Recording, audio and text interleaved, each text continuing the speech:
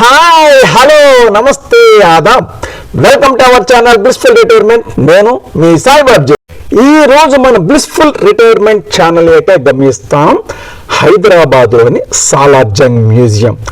గత 75 సంవత్సరాలుగా ఉభయ తెలుగు రాష్ట్రాలనే కాకుండా భారతదేశంలోని వివిధ రాష్ట్రాల నుంచి వచ్చినటువంటి మరి యాత్రికులకు కనువిందుని విజ్ఞానాన్ని వినోదాన్ని అందిస్తూ ప్రముఖమైనటువంటి స్థానంలో ఉంది ఈ సాలార్జంగ్ మ్యూజియం. ఇక్కడ అనేకమైన వింత విశేషాలు ఉన్నాయి, చూద్దాం రండి. హాయ్ ఫ్రెండ్స్, నా యొక్క ఛానల్ని అందులోని వీడియోలను చూసి ఆదరిస్తున్నటువంటి మిత్రులందరికీ కూడా హృదయపూర్వక కృతజ్ఞతలు ధన్యవాదాలు తెలియజేస్తున్నాను. అయితే నాది ఒక మనవి, మీరు వీడియో చేసిన తర్వాత ఆ వీడియోని లైక్ చేసి మీ అమూల్యమైన కామెంట్ పెట్టినట్లయితే ఆ వీడియో వైరల్ అవుతుంది, తద్వారా మన ఛానల్లో అభివృద్ధి చెందుతుందని మీకు తెలియజేస్తున్నాను. అట్లాగే ఇంకా ఎవరైనా నా ఛానల్ సబ్స్క్రైబ్ చేయనట్లయితే దయచేసి సబ్స్క్రైబ్ చేసి ఛానల్ పురోభివృద్ధికి తోడ్పడవలసిందిగా హృదయపూర్వకంగా విజ్ఞప్తి చేస్తున్నాను. మరి ఇంకా ఆలస్యం చేయకుండా వీడియోలోకి వెళ్ళిపోదాం రండి. హాయ్ ఫ్రెండ్స్, సాలార్జంగ్ మ్యూజియంలో ఇంకా మనం చూడవలసిన విశేషాలు చాలా ఉన్నాయి. గత ఎపిసోడ్లో మరి లెంత్ అయిన కారణంగా రెండో ఎపిసోడ్లో మీ ముందుకు తీసుకొస్తున్నాను. మరి ఇంకా ఆలస్యం చేయకుండా లోపలికి వెళ్ళి ఆ వివరాలు చూద్దాం రండి. సాలార్జంగ్ మ్యూజియంలో రెండవ ప్రముఖమైనటువంటి అంశం ముసుగులో దాగిన రెబెకా పాలరాతి శిల్పం. ఈ గ్యాలరీలో గ్రీకు పురాణ గాథల అంశాలుగా అద్భుతంగా చెక్కిన అనేక పాలరాతి శిల్పాలన్నిటికంటే మించి మ్యూజియానికి గర్వకారణమైన అపూర్వ సంపదల్లో ఒకటి స్వచ్ఛమైన పాలరాతి శిల్పం ముసుగులో ఉన్న రెబెకా.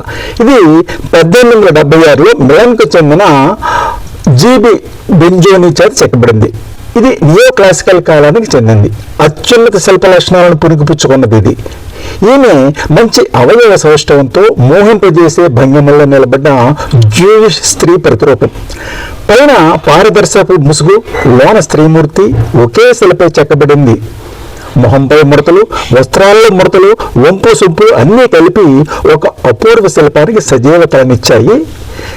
1876లో సాలార్జంగ్ 1 రోమ్కి వెళ్ళినప్పుడు దీన్ని తీసుకుని వచ్చారట. దీన్ని అభిమానించే దేశం అంతా ఉన్నారు. ముఖ్యంగా ఈ స్త్రీ తన పెళ్లి చూపుల సమయంలో వరుడును చూసి సిగ్గుపడుతున్నట్టుగా మరి సిగ్గుపడుతూ దానిపై మేలు ముసుగు ధరించినట్టుగా చెప్పబడుతుంది. ఇది అద్భుతమైనటువంటి శిల్పకళ. అసలు స్త్రీని చెక్కడమే పాలరాతిలో ఒక గొప్పతనం. అంటే దానిపైన మరి మేలు ముసుగు యొక్క ముడతలు అన్నీ కూడా మరి చక్కగా చెక్కడం అపూర్వమని అందరూ కూడా ఆశ్చర్యపోతూ ఉంటారు. మీరు చూస్తున్న ఈ శిల్పం సాలార్జంగ్ మ్యూజియాన్ని దర్శించిన వారిలో అత్యధికంగా ఫోటోలు తీయబడిన శిల్పం ఇదే కావచ్చు. మెఫిస్టోఫెల్స్ అండ్ మార్గరెటా డబుల్ స్టాచ్యూగా ప్రసిద్ధి చెందిన ఈ శిల్పం ఒకే సైకామోర్ కలపదొంగతో చెక్కబడింది మరియు ఇరువైపులా 2 విభిన్న చిత్రాలను కలిగి ఉంది. దీనిని మీర్ తురబ్ అలీ ఖాన్ అంటే సాలార్జంగ్ 1 1876లో ఫ్రాన్స్లో తన ప్రయాణాల సమయంలో బహుమతిగా పొందాడని తెలుస్తుంది. ఆ సజీవ శిల్పం గర్విష్ఠుడైన దుష్టుడైన మెఫిస్టోఫెల్స్ ఒక ప్రక్క, రెండో వైపున సౌమ్యంగా కనిపించే మార్గరెటాను కనపడేలా చెక్కబడింది. మెఫిస్టోఫెల్స్ హుడ్ ఉన్న అంగి, మడమలో ఉన్న ఊట్లో ధరించి పొడవాటి ముఖంతో విరక్తి కలిగించే నవ్వుతో అన్ని చెడు విషయాలను కలిగి ఉంది. మరోవైపు మార్గరెటా ఒక చేతిలో బైబిల్ పుస్తకంతో క్రిందకు చూస్తూ ప్రేమగా కనపడుతుంది. ఈ శిల్పం గోథేతో రచింపబడిన ప్రసిద్ధ జర్మన్ నాటకం ఫౌస్ట్ నుండి తీసుకున్న 2 పాత్రల ప్రాతినిధ్యంగా చెప్పబడుతుంది. ఈ శిల్పం మంచి చెడు మిశ్రమాన్ని పరిపూర్ణంగా కలిగి ఉంది. ఇంతటి ప్రసిద్ధమైనటువంటి ఇంకా చాలా ఉన్నాయి. మనం లోపలికి వెళ్ళి ఒక్కొక్కటి చూద్దాము. అసలు ఇది పర్షియన్ అంటే ప్రస్తుతం ఇరాన్ అంటున్నాం కదా, వాళ్ళ యొక్క కత్తులు అవి అనమాట. ఇవి కత్తులు, డాలు కత్తి అవి అనమాట. అవి ఇంత విశిష్టమైనటువంటి సేకరణ ఎలా జరిగింది అనేది మనం చరిత్రను ఒకసారి పరికించినట్లయితే, ఈ సాలార్జంగ్ మ్యూజియం మొట్టమొదటిగా సాలార్జంగ్ కుటుంబం నివసించిన దివాన్ దేవిడీలో 1951లో స్థాపించబడింది మొట్టమొదటిగా. అంటే ఆ కుటుంబం వారు సేకరించిన వస్తువులన్నింటినీ ఆ ఇంట్లోనే ఉంచి చూపించేవారు అనమాట. తర్వాత ఈ కుటుంబానికి వారసులు లేకపోవడంతో ఏం చెయ్యాలా అని ఆలోచించి చివరగా మరి దీనిని ప్రభుత్వానికి దేశానికి అంకితం చేస్తే బాగుంటుంది అని ఒక నిర్ణయం తీసుకుని ఆ కుటుంబ సభ్యుల అంగీకారంతో భారత ప్రభుత్వం ఈ సంపదను స్వాధీనం చేసుకుని ప్రస్తుతం ఉన్నటువంటి మ్యూజియం ఉన్నటువంటి ప్రదేశమైన అఫ్జల్గంజ్ వద్ద మూసీ నదికి దక్షిణ తీరంలో ఉన్నటువంటి ధనలక్ష్మి గార్డెన్ దారుల్ షిఫా అంటారు ఈ ప్లేసు. ఇక్కడ 1968లో నాటి భారత రాష్ట్రపతి డాక్టర్ జాకిర్ హుస్సేన్ గారి చేత ఈ మ్యూజియం ప్రారంభించబడింది. ఈ మ్యూజియం 2 అంతస్తులలో 38 విభాగాలతో సెమీ సర్క్యులర్ ఆకారంలో ఉంటుంది. మీరు బిల్డింగ్ చూసినట్టయితే మీకు తెలుస్తుంది. మొదటి అంతస్తులో 18 గదులు ఉంటాయి. వేరువేరు అంశాల్లో కనిపించే ప్రదర్శనలు, ప్రత్యేక గ్యాలరీలు ఇక్కడ ఏర్పాటు చేయబడ్డాయి. ఇటువంటి ఈ మ్యూజియం మరి ఎంట్రీ ఫీజు పెద్దవాళ్ళకి 50 రూపాయలు, పిల్లలకి 20 రూపాయలు అని చెప్పుకున్నాం కదా ముందుగానే. అలాగే ఈ మ్యూజియం శుక్రవారం తప్ప, అంటే శుక్రవారం సెలవు అనమాట, మిగిలిన వారంలోని అన్ని రోజులు కూడా ఉదయం 10 గంటల కాడి నుంచి సాయంత్రం 5 గంటల వరకు తెరిచి ఉంచబడుతుంది. ఈ మ్యూజియం నిర్వహణ బాధ్యత స్వయం ప్రతిపత్తి గల బోర్డుకి అప్పగించబడింది. ప్రస్తుతం తెలంగాణ రాష్ట్ర గవర్నరు దీనికి చైర్మన్గా వ్యవహరిస్తున్నారు. ఇది భారతదేశంలోని 3వ అతిపెద్ద మ్యూజియంగా విలక్షణమైన వైవిధ్యతను కలిగి ప్రపంచవ్యాప్త ఖ్యాతిని కలిగి ఉంది. మరి ఇది 3వది అంటున్న మిగిలిన 2 ఏవి అంటే, మొట్టమొదటిది న్యూఢిల్లీలోని మ్యూజియము, 2వది కలకత్తాలో ఉన్నటువంటి మ్యూజియము, తర్వాత ఇదిగో 3వది ఇది అనమాట. ప్రపంచం నలుమూలల నుంచి అనేక అపురూప అద్భుత వస్తువులను సేకరించిన ఘనత సాలార్జంగ్ కుటుంబానిదే. దక్కను ప్రాంతంలో చరిత్ర ప్రసిద్ధికి ఎక్కిన కుటుంబాల్లో ఇదొకటి. హైదరాబాద్ నిజాం పాలనలో ఈ కుటుంబం నుండి 5గురు ప్రధానమంత్రులుగా అయ్యారు. వారిలో నవాబ్ మీర్ తురాబ్ అలీ ఖాన్, సాలార్జంగ్ 1 అనమాట ఆయన పేరు. నవాబ్ మీర్ లాయక్ అలీ ఖాన్, ఆయననే సాలార్జంగ్ 2 అనేవారు. నవాబ్ మీర్ యూసఫ్ అలీ ఖాన్, ఈయననే సాలార్జంగ్ 3 అనేవారు అనమాట. వీరు ముగ్గురు వారి వారి కాలంలో అనేక విశిష్టమైన వస్తువులు సేకరించే అలవాటు వారికి ఉండేది. ముఖ్యంగా సాలార్జంగ్ 3కి మరింత ఎక్కువగా ఈ వస్తు సేకరణలో ఇంట్రెస్ట్ ఉండేది అనమాట. క్రీస్తు శకం 1912లో నవాబ్ మీర్ ఉస్మాన్ అలీ ఖాన్, అంటే ఆయన్ని 7వ నిజాం అనేవాళ్ళం, ఆయన నవాబ్ మీర్ యూసఫ్ అలీ ఖాన్ను, అంటే సాలార్జంగ్ 3ని తన యొక్క ప్రధానమంత్రిగా నియమించుకున్నారు. అటువంటి ఆయన దివాన్ లేదా ప్రధానమంత్రి అంటారనమాట. సాలార్జంగ్ 3 క్రీస్తు శకం 1914లో ఆ ప్రధానమంత్రి పదవిని వదిలేసి మరి మిగిలిన జీవితం అంతా కూడా సాహిత్య, సాంస్కృతిక రంగాల అభివృద్ధికై విశేషమైన కృషి చేశారు. దాంతో కళల పట్ల ఆయనకున్న అభిరుచి ప్రపంచం నలువైపులా పాకింది. అలా ఆయన పూర్వీకుల భవనమైన దివాన్ దేవుడి భవనం అంతా కూడా నలుమూలల నుండి వచ్చిన అమ్మకందారులతో ఎప్పుడు నిండి ఉండేదట. అంటే పురాతన వస్తువులు సేకరిస్తారు అని తెలిసి అక్కడికి అమ్మటం కోసం తెచ్చేవాళ్ళు అనమాట. ఆయన ఏజెంట్లు విదేశాల్లో కూడా ఉండేవారట. వారు ఏం చేసేవారంటే డీలర్ల నుండి సేకరించిన ప్రాచీన వస్తువుల వివరాలను, కేటలాగులను పంపిస్తూ ఉండేవారు. అంటే పలానా వాళ్ళ దగ్గర ఏయటం ముందు, పలానా వాళ్ళ దగ్గర ఏయటం ముందు, దీని ధర ఎంత అని తెలియజేస్తూ ఈ డీలర్లు ఈయన పంపించేవారట. ఇవే కాకుండా ఆయన స్వయంగా యూరప్, మిడిల్ ఈస్ట్ దేశాల పర్యటన చేసి అనేక వస్తువుల్ని సేకరించేవారు. ఆయన ప్రాచీన కళాఖండాల వ్రాతపతుల సేకరణతో పాటు కళాకారులను, కవులను, రచయితలను పోషించేవారట. సాహిత్య, సాంస్కృతిక కార్యకలాపాలను ప్రోత్సహించేవారట. అయితే వారసులు లేనందున ఆ అపార కళా సంపద అలా మిగిలిపోయింది. దాంతో నవాబ్ గారి కుటుంబ సభ్యులు ఆలోచించి ఆ అద్భుత సంపదను దేశానికి అంకితం చేయాలని నిర్ణయించుకున్నారు.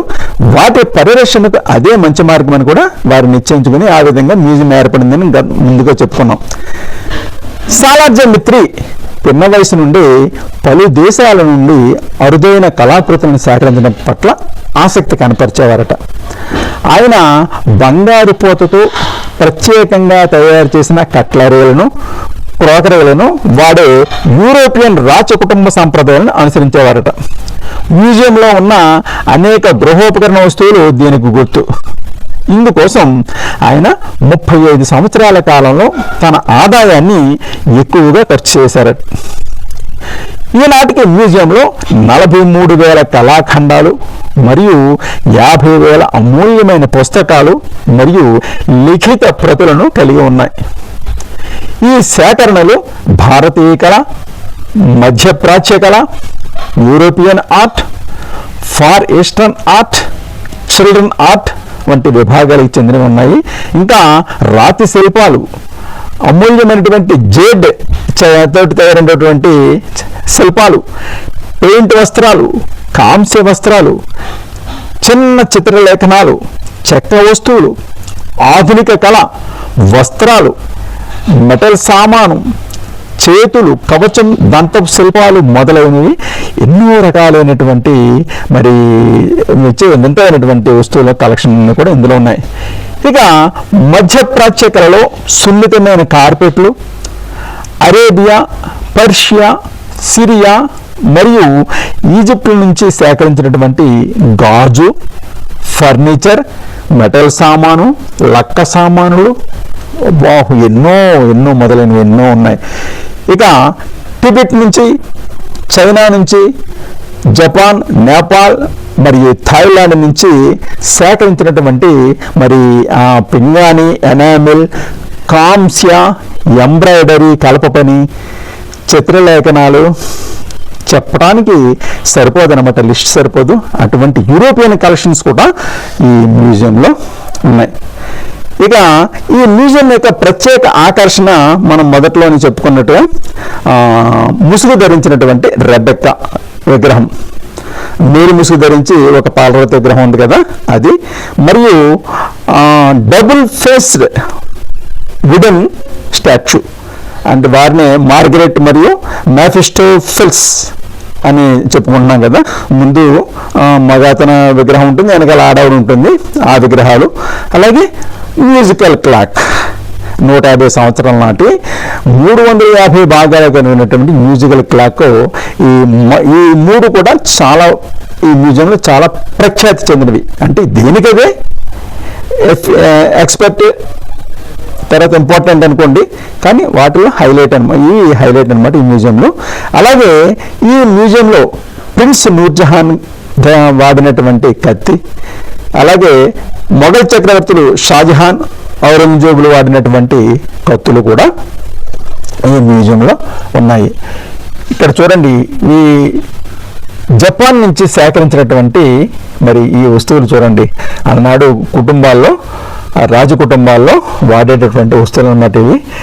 ఇక ఇదిగో ఈ పింగాణి సామాను, చైనా నుంచి, జపాన్ నుంచి తెచ్చినటువంటి పింగాణి సామాను ఒకదాన్ని మించి ఒకటి మరి పోటాపోటీగా ఏది చూడాలో అర్థం కాదనమాట.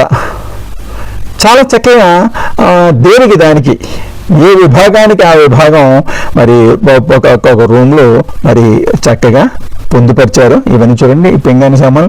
నేను ఇంకా చాలా వరకు కొంత షూట్ చేయలేదు, చూసి చిరాకు వచ్చి నేను కొంత వదిలేసాను కూడాను. మందులు ముఖ్యమైనటువంటివి ఏవైతే బాగున్నాయి, ఇంకా బాగుంటాయి అనుకున్నవి మాత్రమే మీకు చూపిస్తాను అన్నమాట. మరి పిల్లలకి ఏంటి, పెద్దలు అందరూ కూడా లైఫ్ టైంలో ఒక్కసారైనా మనం ఈ మ్యూజియంని సందర్శించి మరి ఇక్కడ ఉన్నటువంటి కలెక్షన్ చూసి మనం మనస్సుని హ్యాపీగా ఇటువంటివి కూడా ఉంటాయా అని మనం ఆశ్చర్యపోయే విధంగా ఇక్కడ వస్తువులు ఉంటాయి. అందుగురించే మరి హైదరాబాద్ వస్తే తప్పకుండా సందర్శించవలసిన వాటిలో దీన్ని కూడా మీరు తప్పకుండా చేర్చుకోండి. ఎంచేతంటే అంత అద్భుతమైనటువంటి కళా సంపద ఈ జాలర్జంగ్ కుటుంబీకులు చేయటం, మరి వారు యొక్క భవిష్యత్ థింకింగ్ అనుకోవాలి, లేకపోతే వారి హాబీ అనుకోవాలి. కానీ మరి ఇంత సేకరణ అసలు నభూతో నా భవిష్యత్ అనమాట. ఒక వ్యక్తి ఇన్ని సంపాదించగలదా, ఇన్ని సేకరించగలదా చూడండి. ఇది ఎలక్ట్రిక్, ఇది షాండ్లియర్స్, ఇవన్నీ కూడా ఈ రకరకాల దీపాలతోటి ఈ గది అలంకరించబడింది అనమాట. మరి చూశారు కదా మిత్రులారా, ఇది ఈ సాలార్జంగ్ మ్యూజియం చెందినటువంటి విశేషాలు అవి. మరి ఈ వీడియో కనుక మీకు నచ్చినట్లయితే లైక్ చేయండి, షేర్ చేయండి. ఇంకా ఎవరైనా సబ్స్క్రైబ్ చేయకపోతే తప్పకుండా సబ్స్క్రైబ్ చేయండి. మరి మీ యొక్క ప్రోత్సాహంతో నేను మరిన్ని డిఫరెంట్ వీడియోస్ చేయడానికి నాకు మీ యొక్క ప్రోత్సాహం ఎంతో ఉండాలని కోరుకుంటున్నాను. మరి ఇంతటితోటి ఈ వీడియో ముగిస్తున్నాను. త్వరలోనే మరి ఒక కొత్త వీడియోతోటి మరి మీ ముందు ఉంటాను. చూడండి, ఇది అడవిలాగా చిత్రీకరించినటువంటి ఒక దృశ్యం అన్నమాట. సరే మిత్రులారా, ఇంతటితో ఈ వీడియోని ముగిస్తున్నాను. Bye. Thanks for watching our channel. మరి వీడియో చూసిన తర్వాత తప్పకుండా మీరు ఆ వీడియోని లైక్ చేయండి, షేర్ చేయండి. ఇంకా సబ్స్క్రైబ్ చేయకపోతే వెంటనే సబ్స్క్రైబ్ చేయండి. మీకు ఇంతవరకు తెలియని కొత్త విషయాలు తెలుసుకోవాలని ఉందా? కొత్త ప్రదేశాలను చూడాలని ఉందా? అయితే వెంటనే బ్లిస్ఫుల్ రిటైర్మెంట్ ఛానల్ సబ్స్క్రైబ్ చేసుకుని మన ఛానల్ అభివృద్ధికి తోడ్పడవలసిందిగా కోరుతున్నా.